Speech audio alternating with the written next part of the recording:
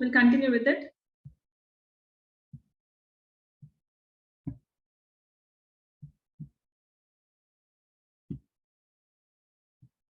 Yes, as we have seen, the first strategy, that is regarding the funding, that your institute as well as the government and non-government bodies are going to provide us with the funding opportunities for our startups and innovations.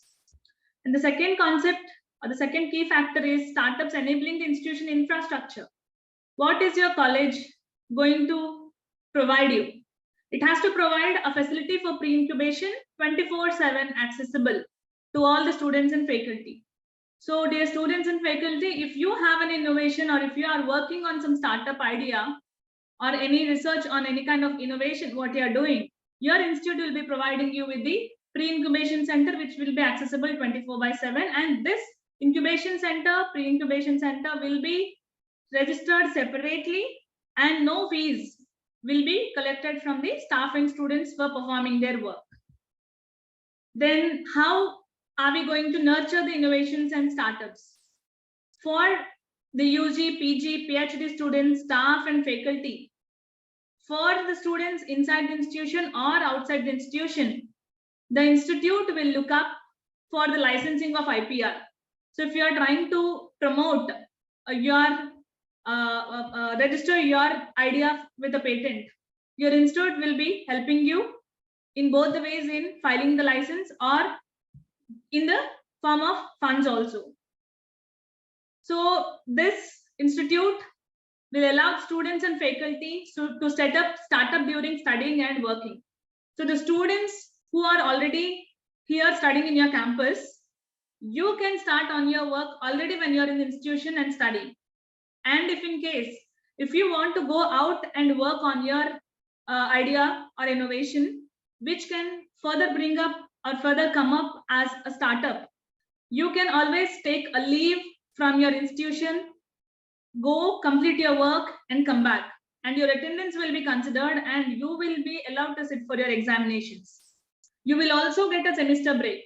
For example, if a student wants to work on an innovation, he has to go to some other place to work on it, you can skip one semester, go work, complete your innovation, get everything prepared for your startup, then come back and complete your next semester. So your institution is going to give all these kind of provisions if you are really having an idea of innovation in startup. And regarding the ownership rights, all the IPR related terms will be helped by the institute to the students. So if not together, if you are not willing to register your innovation or idea with the institute, you can register by yourself or in collaboration with the institute, where they'll be providing all kinds of support. They'll be providing you the facility, they'll providing you the part of fund, with the help of which you can register your IPR alone or with the institution. So the decision making will be yours. An institute will recruit faculty who have strong innovation and entrepreneurial attitude. There should be cross-departmental linkages. So for example, we are working on a software application where we need collaboration of the other software professionals. So the institute will provide you cross linkages between different departments. So your institute will help you to get the contacts throughout, which will be helpful to work on your innovation work. The students and faculty, they have to be taught about innovations, that it's a problem solving mechanism. According to MHRD, every institute is nowadays provided with IICs, that is Institutional Innovation Council is being framed for every institution. And there are some rules framed up for the faculty and the students also. If it is for faculty, in case if the selection of faculty startup leave for a semester, so they will be given an opportunity to come back and work. Just like for the students, as they move out of the institution, they'll complete their work and come back. The faculty also will be given an opportunity to go work on your startup, initiate it, and then you can get back to your works. Then entrepreneurship education has to be imparted to the students in their curricular and extracurricular activities. in our daily college activities, dear students, you have to participate in all kinds of hackathons what are being organized by the government initiatives of MHRD. Whatever the competitions are going on, or whatever the ideas are being invited for the funding, you will be supported from your institute end. So as I said, there should be always collaboration between the business relationships and knowledge exchange of the resource organizations, the micro, small and medium enterprises and social enterprises. So if you have an idea or innovation, how is the MHRD going to assess you? MHRD will start analyzing your analysis based on the services and facilities what your institution is providing for you. Whatever the services and facilities your institution is providing, based on that, the impact analysis will be done for the person who has innovated with an idea and as well as for the institution. So there are key performance indicators given by the Atal ranking, which will be helping for the students and the faculty. So these are, till now what we have discussed is basically what are the facilities or what are the funding opportunities the students can get through the government initiatives or non-governmental initiatives or through your institution. Apart from that, if anybody is having any ideology of an innovation where you want to take it to a startup level, what are the 3 key areas you should focus? The first thing is simplification and handholding. Don't complicate your project. Simplify it. If you are trying to explain about one innovation, you should be clear-cut enough to explain us what are you going to show the outcome of your work. What is the outcome of your innovation? You should simplify it. That is the first area which you should concentrate. The second thing you should look into is what are the funding support and incentives you can get from the institute and the other than the institute. So if you have an idea and want to make it into a startup, the first thing is simplify it. The second thing is check for the funding support through online for the central from the central government as well as from your institute. Then in most of the times when you have any innovative ideas and if you want to go for a startup, there should be always an industry academia partnership and incubation. You cannot do everything by yourself. You cannot do all with single hand. So you should have the industry and academia both collaborative work. So here I'm sharing few helpful tips that can get you started on your journey. So I'm not going to go bore you for a lot of time, but I'll give just few tips which you can take up if you want to start up your journey for building a flourishing pharmaceutical company. So when we talk about pharma industry, and if I ask pharma students, how can you make a startup? What can be your startup? The first thing will come to our mind is a pharmaceutical company. So what are the steps if you want to take or start up your own pharmaceutical company? So first, research your playing ground. You should be clear about which area you want to expertise and which area you want to start your own business. The final year students, even after completion of your graduation, you all have rights to have your own startup. You'll be having a number of opportunities for funding, so don't take a step backward. So first thing is research your willing area where you want to work. Then you should have a business plan. That is whether you want to start a retail store, a wholesale store, a distribution, or a market or a manufacturing unit. So what is your business plan in it? Then you should know what are the registrations and regulations for it. You should get your business registered. You should get your own trademark. Then you should start your marketing and distribution.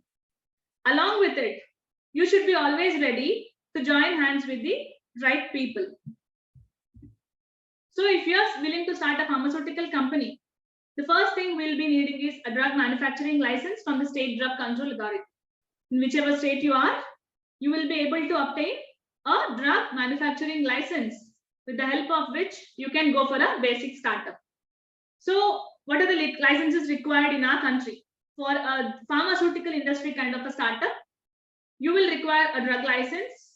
Then you should have a GST number. Then you will have a firm registration number. Your firm, your own firm will be registered by your name. Then you will be registering your trademark and food safety registration because it is related to pharmaceuticals. So this is just an example if you want to have a startup like a pharmaceutical company. Other than that, I'm here showing you innovations which are made by our students, which can go to a next level, which can be made as startups. For example, one of the idea, medcards was selected for Smart India Hackathon from our institute. And if this gets work out, the students, the 6th year Pharma students of Nirmala College of Pharmacy, Mangalgiri, they were successful in presenting their innovation in the Smart India Hackathon. So if they want to take this to a next level and if they want to become entrepreneurs, they are going to get patented. They are going to get a patent of that med card design, whatever they have made, how the patient data can be loaded into it. Then they'll be tying up with the hospitals to get the patient information. So it is a startup idea where a student can develop himself into an entrepreneur. So this idea sharing is very important for you to go to the next level. Like that, we have developed various other applications also, which can develop into the next level of startups. So I gave a very brief outline because I didn't want to stress you much. So understand that, dear students and faculty, you always have all kinds of support from your institution and the government in case of funding and also for the various initiatives coming up from the MHRD. Utilize all those opportunities, get funding for your innovative projects. And if you really have an innovative idea, just don't present it in some conference or webinar and don't end it there itself. You should go for the next level of getting a fund and bringing up into a startup. Even if you get a break in your educational background, even if you get a break in your career, don't take a step backward to build your own career through the startup with your own innovative idea. So once you get an innovative idea, if you have an innovation of a design or any application or anything, first get patented. First get it patented.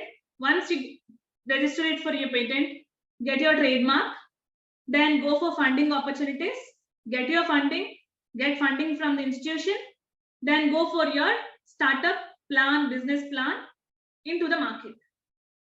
So this is about the National Innovation and Startup Policy given by MHRD, what benefits it's giving for all of us. So you should be aware of all these things. So if you have any other questions related to any kind of startups, you can ask me. I'm open for questions.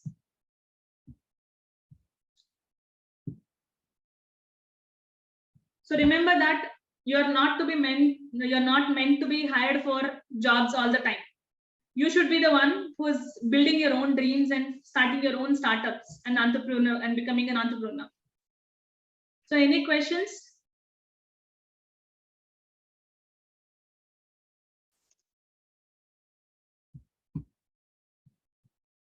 If you don't have any questions, we'll wind up the session. I thank Pamul Reddy sir for being here and coordinating with the mentor-mentee program as well as the external expert talk on startups initiated by MHRD Innovation Cell. I thank our principal sir for giving me this opportunity. I thank the principal of Nirmala College of Pharmacy, Kerala, and Mr. Karthikeyan sir for coordination, and all the students for your kind attention. Mr. Karthikeyan sir? Yes, sir, I've seen your message. I think you have some problem with the audio over there. So no issue, sir. Thank you all for joining. If you have any further questions, you can contact me or our institute through Karthikeyan sir or principal sir. We'll be always there to help you out.